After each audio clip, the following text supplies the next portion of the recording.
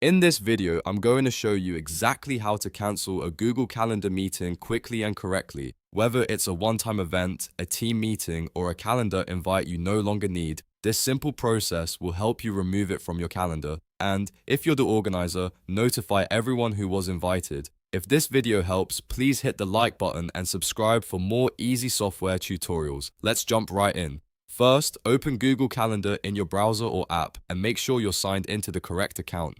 Once your calendar loads, look for the meeting you want to cancel. You can use the day, week, or month view to find it faster, or use the search bar if you have a lot of events. After you locate the meeting, click on it to open the event details. This will show you the full meeting information, including the time, date, guests, and any notes or links attached to it.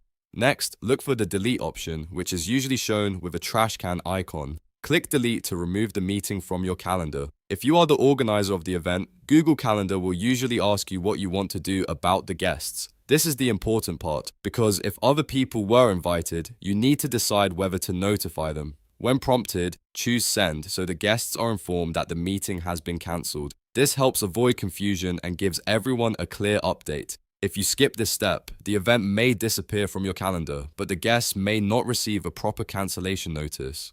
Once you click send, Google Calendar will process the change and remove the meeting. The event will no longer appear on your calendar, and the invited guests will see that it has been cancelled. If the meeting was shared with a team, a client, or multiple attendees, this is the best way to make sure everyone gets the update automatically. And that's really all there is to it. In just a few clicks, you can cancel a Google Calendar meeting without any confusion and keep your schedule organized. If this tutorial helped you out, make sure to like the video, subscribe to the channel, and turn on notifications so you never miss the next helpful guide. Thanks for watching, and I'll see you in the next one.